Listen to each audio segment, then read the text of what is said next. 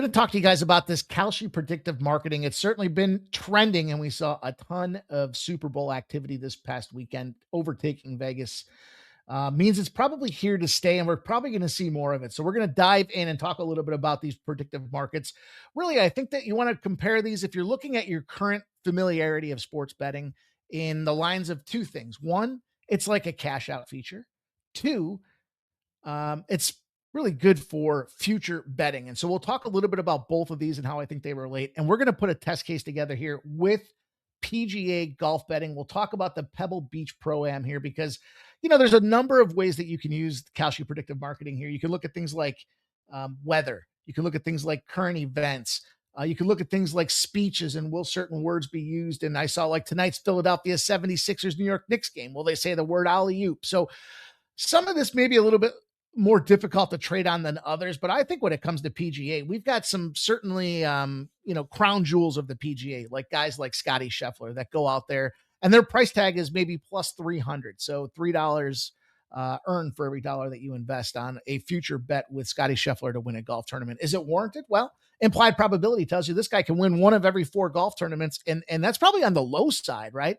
Any given tournament, this guy's able to go out there and knock it around, but we can build a portfolio of golfers. In this case, this week, I'm going to feature 3 of them. I'll tell you about them here in just a minute. But the idea being, if these guys can go out and get competitive early, the value that we paid against being able to sell that stock or that player might reach really great potential. And the examples that I'll use for you guys with this Pebble Beach Pro-Am, let's talk about Justin Rose, the guy who won the event in 2023.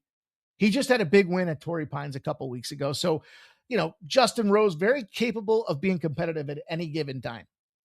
His price tag right now on Kalshi betting is 3 cents. In other words, for a $1 minimum investment, you can certainly get paid back $31 on the opportunity. Now, big picture, well, maybe Scotty Scheffler does go out there and win the golf tournament.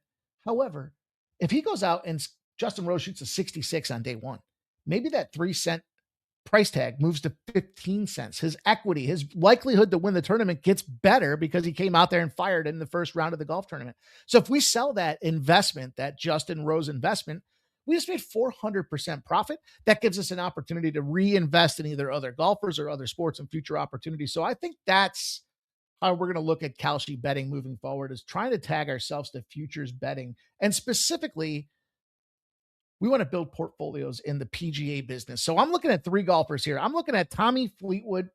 Jesus. I'm looking at Justin Rose, we just talked about, and I'm going to talk about Siwoo Kim as well. Now, Tommy Fleetwood, look, he's a 4 cent price tag. And I'll tell you right now, I've got 11 cents overall invested with the opportunity for big returns. So Scotty Fleetwood, 4 cents. What this does is it looks at it against the whole dollar. If Scotty Fleetwood wins the tournament, you get $1 back for your 4 cent investment. That's 25 times your initial investment out there. So a 25 to 1 opportunity for Tommy Fleetwood. But again, we're not looking for this guy to win the whole tournament. We're looking for him to get out hot. So he's going to make his U.S. debut.